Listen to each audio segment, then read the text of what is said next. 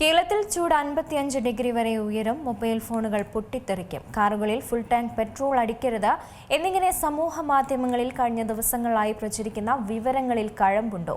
യഥാർത്ഥ വസ്തുത വ്യക്തമാക്കുകയാണ് സംസ്ഥാന ദുരന്ത നിവാരണ അതോറിറ്റി.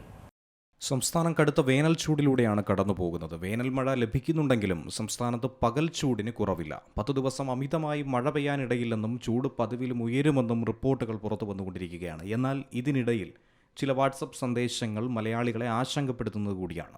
ചൂട് മൂലം മൊബൈൽ ഫോണുകൾ പൊട്ടിത്തെറിച്ചേക്കാം. താപനില 55 ഡിഗ്രി വരെ ഉയർന്ന മനുഷ്യൻ വെന്തുരുകുമെന്ന് തുടങ്ങിയ സന്ദേശങ്ങളാണ് വാട്സപ്പിലൂടെയും സമൂഹമാധ്യമങ്ങളിലൂടെയും മറ്റുമായി വൈറലായി പ്രചരിക്കുന്നത്. എന്നാൽ ചൂടുമായി ബന്ധപ്പെട്ട് സമൂഹമാധ്യമങ്ങളിൽ പ്രചരിക്കുന്ന വിവരങ്ങൾ വ്യാജമെന്ന് വ്യക്തമാക്കുകയാണ് സംസ്ഥാന ദുരന്ത നിവാരണ അതോറിറ്റി. ഏപ്രിൽ 29 മുതൽ മെയ് 12 വരെ താപനില 45 ഡിഗ്രി മുതൽ 55 ഡിഗ്രി വരെ ഉയരുമെന്നും തുറസായ സ്ഥലങ്ങളിൽ നിൽക്കരുതെന്നും ചൂട് മൂലം മൊബൈൽ ഫോണുകൾ പൊട്ടിത്തെറിക്കാൻ വരെ സാധ്യതയുണ്ടെന്നും കാറുകളിൽ ഇന്ധന ടാങ്കുകൾ ഫുൾ ടാങ്കിലേക്ക് നിറയ്ക്കരുത് തുടങ്ങിയ നിർദ്ദേശങ്ങളടങ്ങിയ വാട്സപ്പ് പ്രചാരണമാണ് വൈറലായി ഷെയർ ചെയ്യപ്പെടുന്നത്.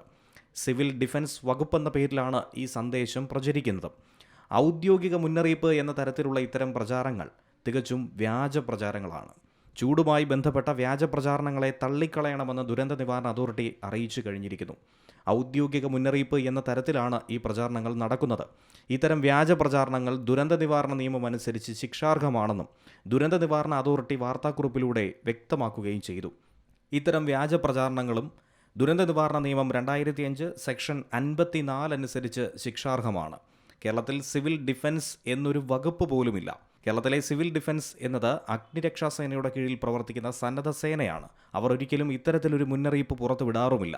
ഔദ്യോഗിക അറിയിപ്പുകൾക്കും മുന്നറിയിപ്പുകൾക്കും സംസ്ഥാന ദുരന്ത നിവാരണ അതോറിറ്റിയുടെ ഔദ്യോഗിക സോഷ്യൽ മീഡിയ പേജുകൾ, വെബ്സൈറ്റ് എന്നിവ സന്ദർശിക്കാൻ പൊതുജനങ്ങളോട് ദുരന്ത നിവാരണ അതോറിറ്റി ആവശ്യപ്പെട്ടു കഴിഞ്ഞു. കേരളത്തിൽ താപനില 54 ഡിഗ്രി ആകുമെന്ന പ്രവചനം കേന്ദ്ര കാലാവസ്ഥാ വകുപ്പും പുറത്തിറക്കിയിട്ടില്ല എന്നാണ് അധികൃതർ പറയുന്നത്. ഇത്തരം വ്യാജ പ്രചാരണങ്ങൾ ഷെയർ ചെയ്യാതിരിക്കുക. News desk Zee Malayalam news. ഏറ്റവും പുതിയ വാർത്തകളും വിശേഷങ്ങളും വിരൽത്തുമ്പിലറിയാൻ സീ മലയാളം ന്യൂസ് എല്ലാ ഡിജിറ്റൽ പ്ലാറ്റ്ഫോമുകളിലും ലഭ്യം.